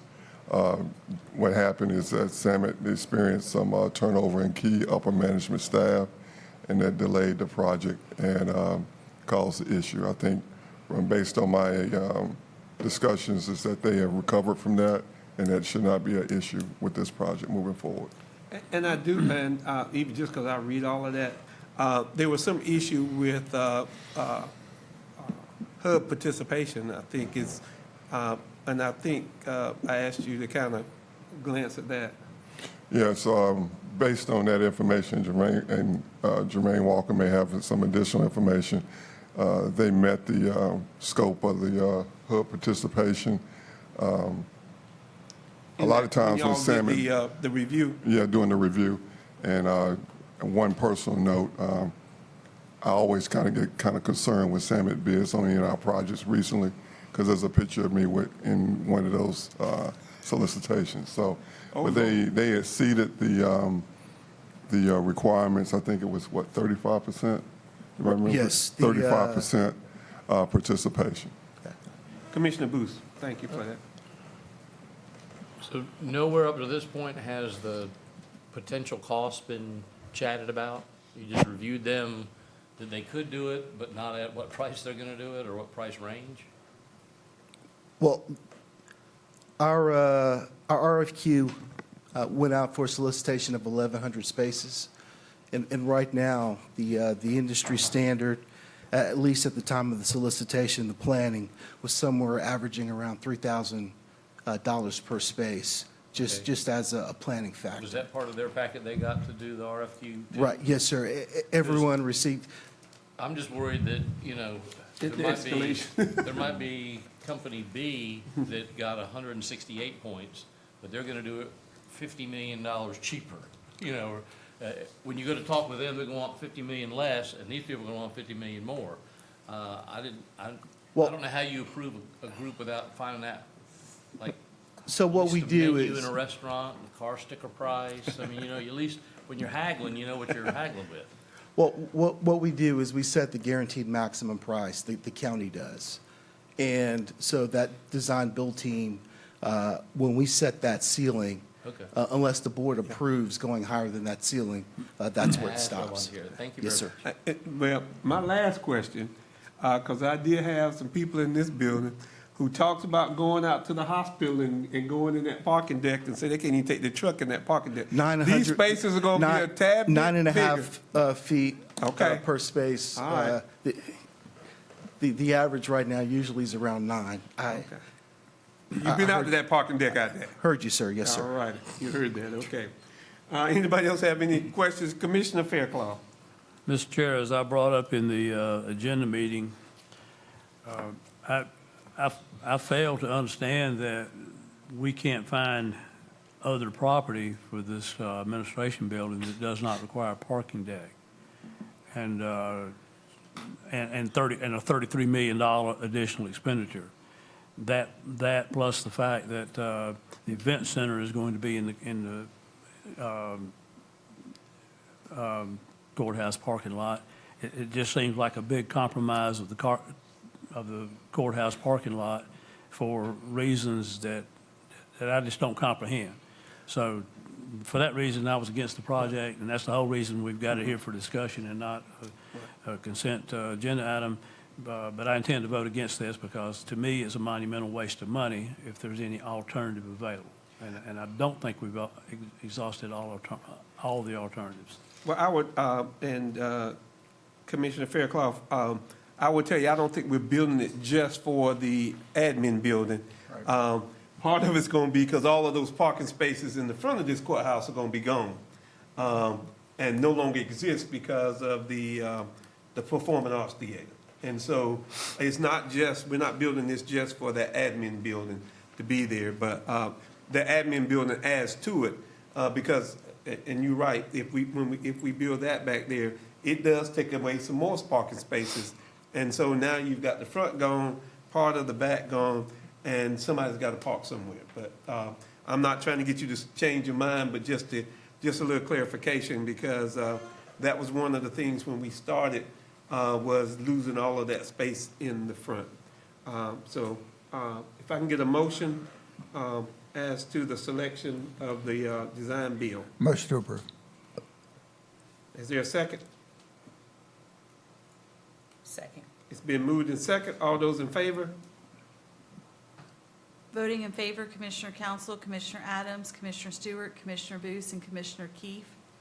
Voting in opposition, Commissioner Fairclough And Commissioner Jones. and Commissioner Jones. All right, that motion carries. That takes us to nominations, and I'll go to the vice chair. Civic Center has 3 vacancies.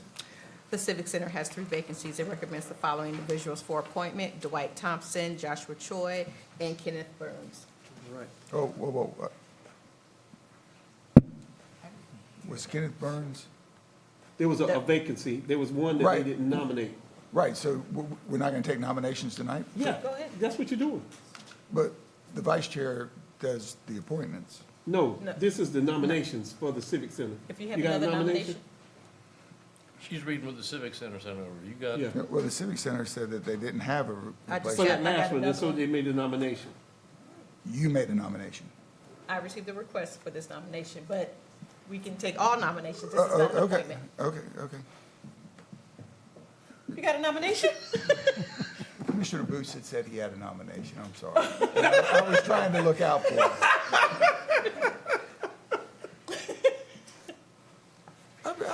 All right. Okay, yeah, I'd like to nominate Peter Pappas. Okay.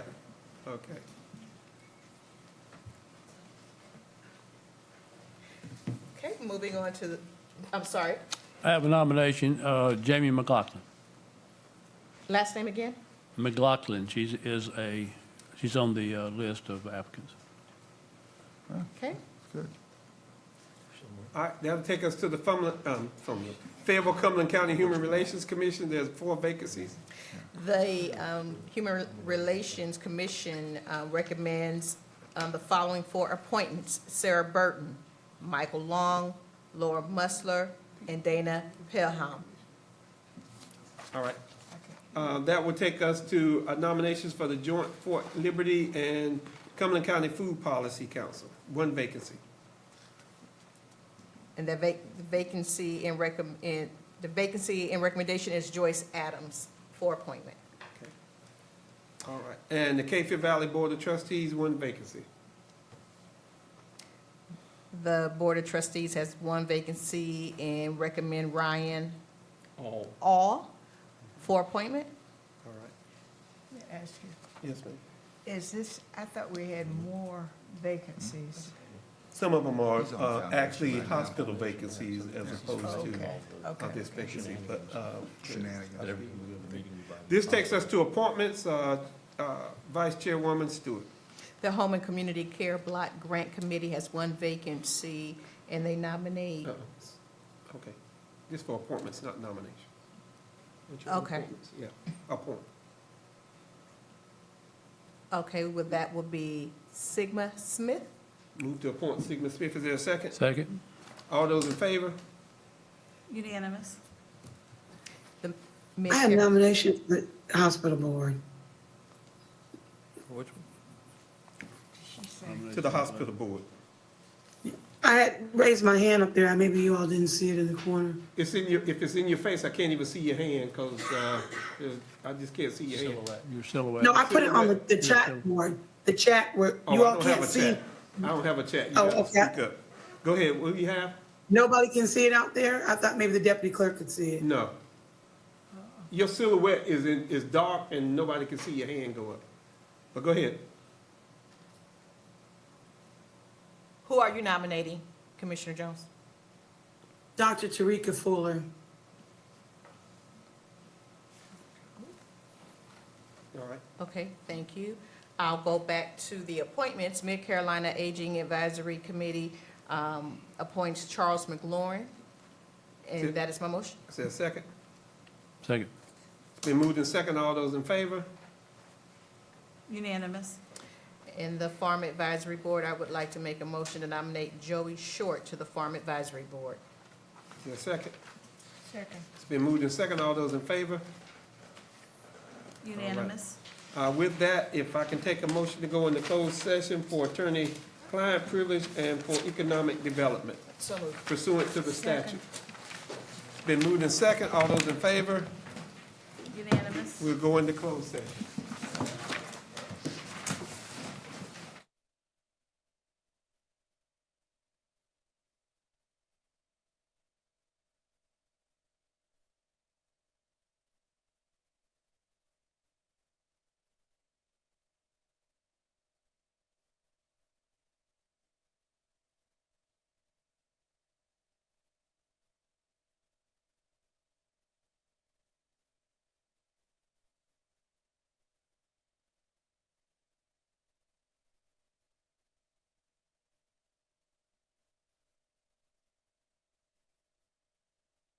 We are coming out of closed session. If I can get a motion to come out of closed So session? moved. Second. It's been moved and second that we come out of closed session. All those in favor? Unanimous. I take a motion to So adjourn. moved. Second. So, all in favor? Unanimous. We are adjourned. Thank you.